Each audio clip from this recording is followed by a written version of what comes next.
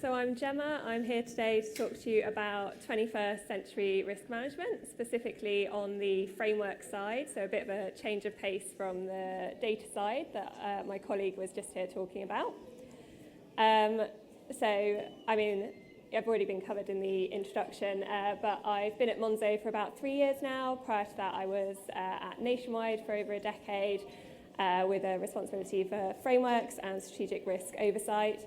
I've got a number of finance and risk qualifications. And if you want a fun fact, which seems to be what my colleagues were doing earlier, I'm a published author as well, so you can look up Clatworthy on Amazon if you want to. But as some of you might not have heard of Monzo before, I wanted to give you a quick overview of our business as well before I get into the meat of the presentation. So we're a relatively new fintech. We just celebrated our 9th birthday. We're focused on UK retail banking with over 9 million customers choosing to bank with us and around 400,000 business accounts as well. As well as current accounts, we've got savings, investments, personal lendings, products as well. And as you can see, we've won a number of awards, including Best Overall Service Quality, which are the CMA sliders on the top left of the slide there, which is quite exciting because those are voted for independently. And we've also recently won an Industry Risk Management Award, which is why I'm here to talk to you today. So as I mentioned, part of my role is developing our risk management framework. So let's dive in and I can share how we've created a framework fit for the 21st century. So this is our enterprise risk management framework, which you can see is set in the context of our mission, which is to make money work for everyone, and our business plan, and ultimately informs better business decisions, which again links back to our business model.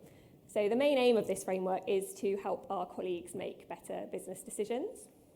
We set that out clearly and upfront, and that's the context for all the processes that sit underneath this framework. Since I've joined, we've done a complete overhaul of all of the components of this over a 2-year program, which ended probably about a year ago. And we've had really positive regulator feedback and assurance from a Big Four firm as well, and also satisfactory audits, which I don't know what your internal audit department's like, but that is no easy feat to get for us. I expect you're familiar with the majority of components in an enterprise risk management framework. So ours is no different. It includes risk management, controls, reporting, policies, and all that good stuff.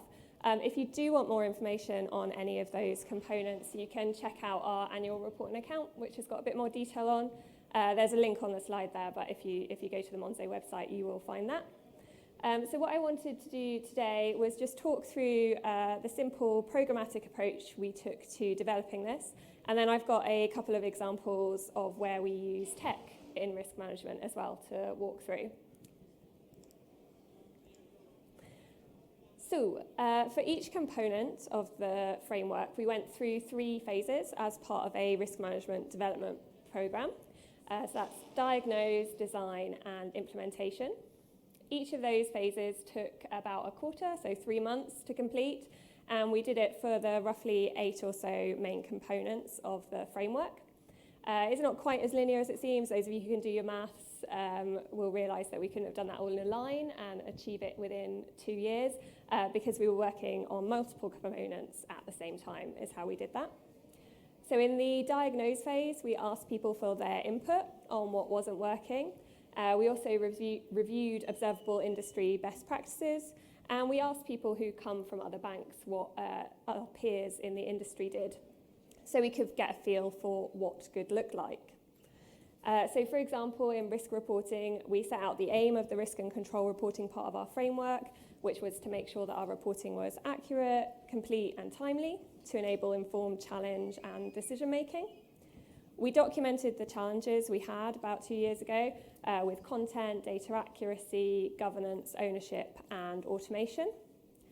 And then we took that into the design phase, where the enterprise risk team reviewed all of those inputs, came up with proposals that we shared back with stakeholders and got assured by a Big Four consultancy as well to make sure we were in line with the top 10 to 20 firms in the industry. And this included creating concept packs to align risk reporting to risk category. It included trend analysis, clearer first-line accountability, and ownership of reporting, improving our governance meetings and the data flow by tweaking timings of committees. So it's quite an all-encompassing review, and that's just one of the components. Once everybody was happy with that design, we moved on to implementation. So in this phase, we created the structured reporting pack based on that conceptual design that addressed all of the problems that I've just outlined. And we made it more automated, so it could be completed and updated each month with links to slides, which saved hours of time on formatting, and it also showed clear links between the Executive Risk Committee and its subsidiaries, so improving that data flow there. The work didn't stop at implementation, although that was where our programme stopped. So after that stage, and really important to mention, is that you then got embedding, which is moving it into business as usual. So sticking with the reporting example, what we did at that stage was schedule retros about 3 months after we'd rolled out the new packs, and captured any feedback, and then added any changes into our business as usual continuous improvement work plan for that part of the framework. So that's kind of a run through of a programmatic approach to improving an ERMF component. And it might have been really easy to stop there after delivering that programme and thinking we'd done enough. But that's not how things work for 21st century risk management. It's a journey. So we're still learning, we're still developing how we do our framework. The answer to the question up on screen there, are we there yet, is no, and we're never going to be there. There's no kind of final end point. It's a continuous journey for us, but we're excited. And that's the basics of our approach to the framework and how we revamped it from start to finish in a programmatic way. And now I want to move on to share a couple of examples of initiatives that we've introduced in the past 6 months or so, which have used tech or technology to make a tangible difference to our business. And I think this is really the embodiment of 21st century risk management. So I mentioned reporting before. We took another look at that once our risk management development programme had ended. And we thought about how we could make that better and more useful for our colleagues once we'd got the fundamentals, the basics right.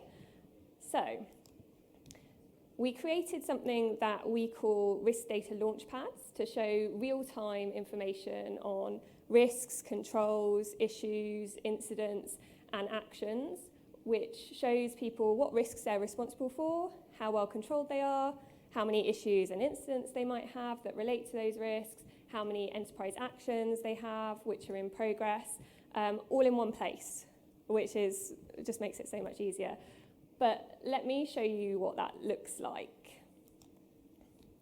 So we're really lucky at Monzo that we're early enough in our journey that our systems can all talk to each other, rather than some of what I might have experienced elsewhere.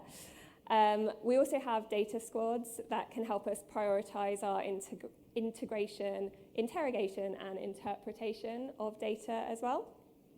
So one of the areas we focused on is how do we get our risk data in front of people who manage risk at the right time, so it's the most useful for them when making decisions.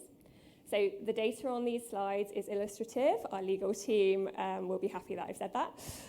But the way that we've done this is through dashboards and real-time risk management information. So these dashboards link to our risk management systems, and they update in almost real time to give a view of risks, control performance, issues, actions, risk appetite, and regulatory commitments, which are stored in a few different systems, but they come together with these dashboards in the Launchpad. And then even better, each component can be filtered by department or collective, as we call them, or at a category level to show the graphs or summary tables that present a view of risk management for senior leadership that's super relevant for them. But that's not all. So the really interesting part of these is that each of the types of data can be double-clicked to get you into more detail. So it gives leaders the data they want and need to see in as much detail as they want to see it without asking teams of people to go out and slice and dice the data in different ways. So it's a massive time saving. So it's easier to self-serve, easier to analyse the data, identify the trends and relationships, and it means people can better develop strategies to mitigate risks or respond to issues that may be arising earlier than waiting for a monthly control meeting, as well as saving time for risk and control reporting teams. And then if people want even more detail, they can click again, and it links directly to our GRC tool, giving them real-time access to review the records that are in there, or request an edit if the records might have some inaccurate information. And then that feeds back into the launchpads when it next updates, allowing users to zoom in and out of the detail. So this is one of the initiatives that we're really proud of and I'm really excited about, because it makes a tangible difference to our risk management at Monzo, and it's received great feedback from the business. It allowed us to automate our monthly risk and control reporting packs. So what used to take someone around a day to pull together a pack, they can now pull together about 7 packs in half a day's time, with their time focused on writing commentary instead of trying to link data or worrying about formatting so it looks pretty for senior management. You can just access this dashboard. So it's been a massive time saver, and I think a really good example of 21st century risk management. But we don't just want to help the business manage risk, we want to help our customers manage their risks as well. And I don't know whether you know, but we were actually the first UK bank to introduce a gambling block for customers. So this is something we're really passionate about, is helping them to manage their risk. So we all know there's been a rise in phishing and social engineering scams across the industry over the last few years. And tens of thousands of people every year are convinced to transfer funds out of their accounts and into the hands of fraudsters. That type of scam costs UK retail customers about £110 million per year, so it's massive risk for our customers. And you might have seen in the press, but we came up with a solution to help our customers with this risk. So we've got a new feature to help customers stop falling victim to impersonation scams by giving them the tools they need to protect themselves. And I wanted to tell you a little bit about that because it's an industry first for the UK, and it aims to put a dent in fraud and give customers comfort that they're speaking to their bank rather than a fraudster. So for most banks, if you get a call from somebody and they say that they're from your bank but you're not sure, the advice is to hang up and then call back again a few minutes later. That's not a great customer experience. It's quite a stressful time. You've been told there's something wrong with your account, and now you're being told to hang up and call back. It's just not great. So in an impersonation scam, those phone calls are how fraudsters get people under their spell.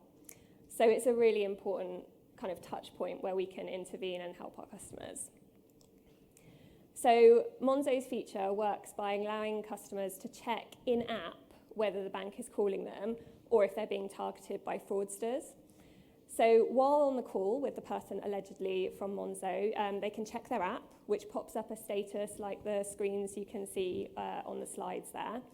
And it's really easy then for people to verify whether the call is genuine and from Monzo or whether it's not, and it might be a scam.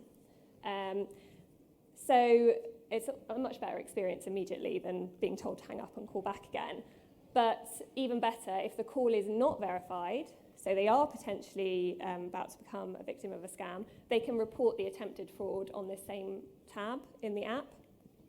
And this feature gives an additional layer of control and comfort and security to help protect our customers from falling victim to fraud.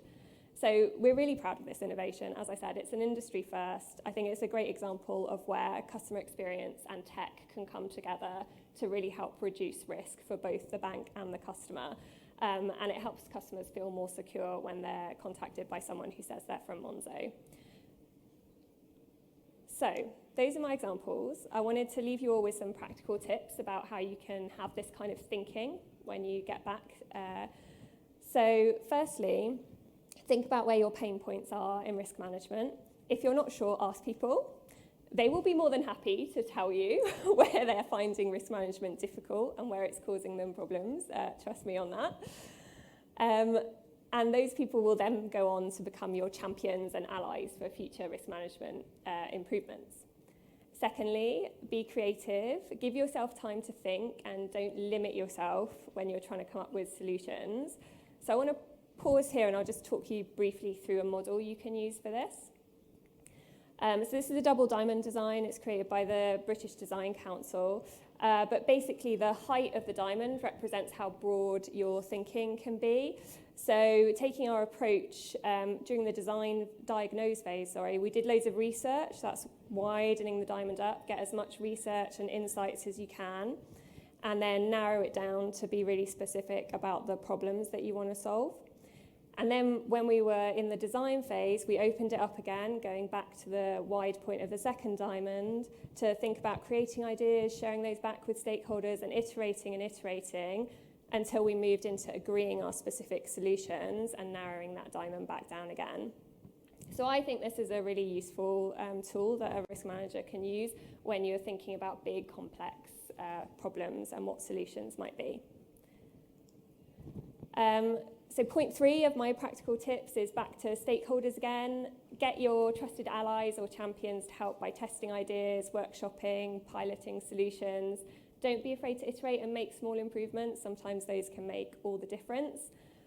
And finally, don't be afraid of new technologies. So artificial intelligence is the big watchword over the last 12 months. We're thinking about how we can use that in risk management at Monzo.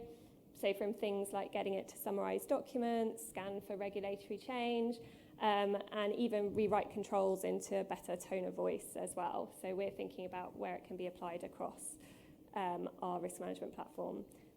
I hope that's given you some ideas on how you can use tech to support your risk management approaches. Thank you very much for listening. We've got a couple of minutes for questions, if there are any. Yeah. So in terms of the security check you've implemented for the scam calls, does it work as well with text message? I believe it's just for calls. I don't believe there are alerts at the moment for SMSs. But you'd have to check our app or website to confirm that. I think there's a question at the back there. Yeah, can you tell us a bit more about how you built the dashboarding solution, kind of what tooling, technology you use? Because I think that's the big challenge. We've got lots of RegTechs here. There's lots of challenges internally. So how did you do that? Yeah, so it's a combination of systems, right? So our GRC tool is in Airtable. Our data tooling is a solution called BigQuery. And then on top of that, we have Looker dashboards, which is actually the dashboard part that users can look at and interrogate. And then there's a number of other systems that feed into BigQuery. I think there was a question. That was the same one. Okay. Hi, you were speaking about real-time risk reporting before. What kind of data points feed into a risk to make it change in real time, or are we still talking sort of subjective, low, medium and high risk ratings? Yeah, so for the risks, we're still reliant on the GRC tool and the risks being updated in there. So that obviously depends on how often you do your RCSA and how often you assess your risks. But other points like controls, for example, so if someone's tested a control, and as long as they've updated it on the system, then that feeds through straight away. So it's not like waiting for a month-end cut-off.